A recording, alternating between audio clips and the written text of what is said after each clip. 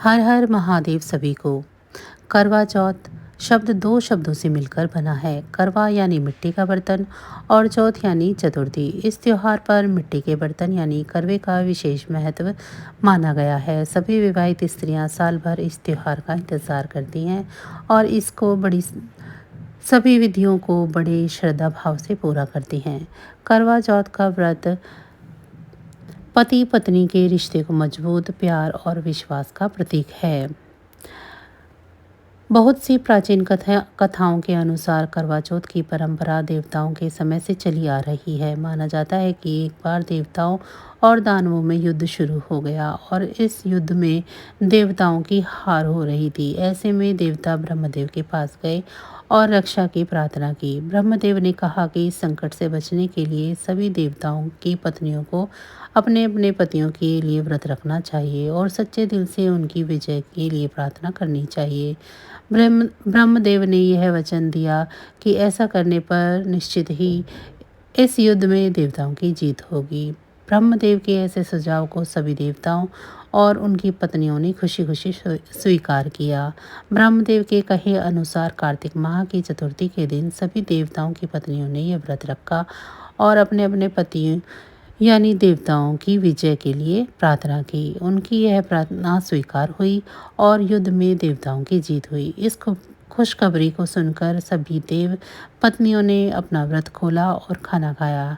इस समय आकाश में चांद भी निकल आया था। माना जाता है कि उसी दिन से करवा चौथ के व्रत की परंपरा शुरू हुई।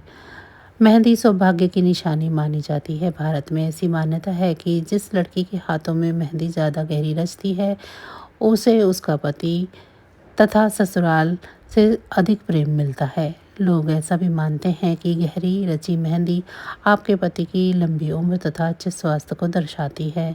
मेहंदी का व्यवसाय त्योहारों के मौसम में सबसे ज़्यादा फलता फूलता है, खास तौर पर करवा चौथ के दौरान।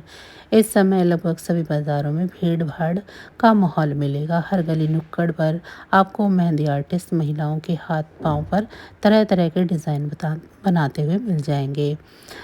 इस व्रत में भगवान शंकर, माता पार्वती, कार्तिकेय, गणेश और चंद्र देवता की पूजा अर्चना करने का विधान है। करवा चौथ की कथा सुनने से विवाहित महिलाओं का सुहाग बना रहता है। उसके घर में सुख, शांति, समृद्धि और संतान सुख मिलता है। महाभारत में करवा चौथ के महत्व पर एक कथा का उल्लेख मिलता है।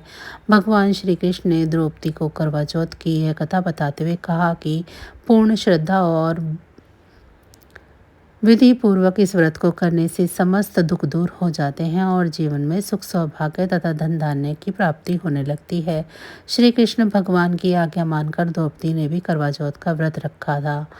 इस व्रत के प्रभाव से ही अर्जुन सहित पांचों पांडव ने महाभारत के युद्ध में कौरवों की सेना को पराजित करके विजय हासिल की थी। करवा चौथ के पूजन में धातु के करवे का पूजन श्रेष्ठ माना गया है। यथास्थिति अनुपलब्धता में मिट्टी के करवे से भी पूजन का विधान है। ग्रामीण अंचल में ऐसी मान्यता है कि करवा चौथ में के पूजन के दौरान ही सजे धजे करवे की टोटी से ही जोड़ा निकलता है। करवा चौथ के बाद पहले तो रातों में धीरे धीरे वातावरण में ठंडक बढ़ जाती है और दिवाली आते आते दिन में भी ठंड बढ़नी शुरू हो जाती है। व्रत रखने वाली स्त्री सुबह नित्यक्रम से निवृत्त होकर स्नान एवं संध्या आदि करके आचमन के बाद संकल्प लेकर यह कहे कि मैं अपने सौभाग्य एवं पुत्र पौत्रादि तथा निश्चय संपत्ति की प्राप्ति के लिए करवा चौथ का व्रत करूंगी। यह व्रत निराहार ही नहीं अपितु निर्जला के रूप में भी करना अधिक लाभप्रद माना जाता है। इस व्रत में शिव, पार्वती, कार्तिकेय और गोरा का पूजन करने का विधान है। चंद्रमा, शिव, पार्वती, स्वामी कार्तिकेय और गोरा की मूर्तियों की पूजा षोडोपचार विधि से विधिवत करके एक तांबे या मिट्टी के पात्र में चावल, उड़द की दाल, सुहाग की सामग्री जैसे सिंदूर, चूड़ियाँ, शीशा, कंघी, रिबन और रुपया रखकर किसी बड़ी सुहागिन स्त्री या अपनी सास के पांव छूकर उन्हें भेंट करनी चाहिए। साय बेला पर पुरोहित से कथा सुने, दान दक्षिणा दें। तत्पश्चात रात्रि में जब पूर्ण चंद्रोदय हो जाए तब चंद्रमा को छलने से देखकर अर्घ्य दें, आरती उतारें और अपने पति का दर्शन करते हुए पूजा करें। इसके पश्चात पति की लंबी उम्र की कामना करें। तत्पश्चात पति के हाथ से पानी पीकर व्रत खोलें।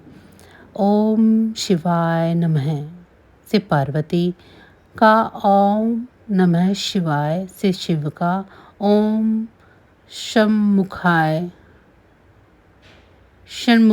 नमः से स्वामी कार्तिकेय का, ओम गणेशाय नमः से गणेश जी का, ओम सोमाय नमः से चंद्रमा का पूजन करें। करवों में लड्डू का नैवेद्य रख के नैवेद्य अर्पित करें। एक लोटा, एक वस्त्र और एक विशेष करवा दक्षिण की तरफ मुंह दक्षिण के रूप में दक्षिणा के एक विशेष करवा दक्षिणा के रूप में अर्पित कर पूजन करें। करवा चौथ व्रत की कथा पढ़े अथवा सुने।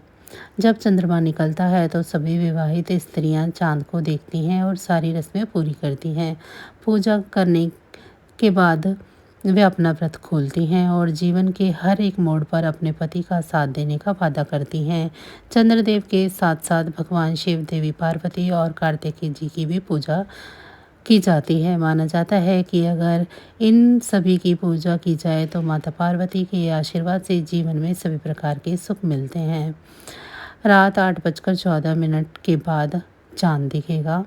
अखंड सौभाग्य और पति की लंबी आयु के लिए सुहागिन महिलाएं मंगलवार को करवा चौथ का व्रत रखेंगी, लेकिन व्रत का पारण करने के लिए उन्हें चंद्रोदय का लंबा इंतजार करना पड़ेगा। स्थानीय समय अनुसार मंगलवार रात 8:14 के बाद ही महिलाएं उगते हुए चंद्र को अर्घ्य देकर सुहाग की दीर्घायु की मंगल कामना कर सकेंगी।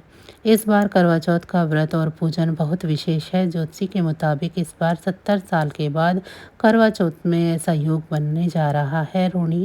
रोहिणी नक्षत्र और मंगल एक साथ, इस बार रोहिणी नक्षत्र और मंगल का योग एक साथ आ रहा है। ज्योतिष के मुताबिक यह करवा चौथ को और भी अधिक मंगलकारी बना रहा है। इससे पूजन का फल हजारों गुना अधिक मिलेगा।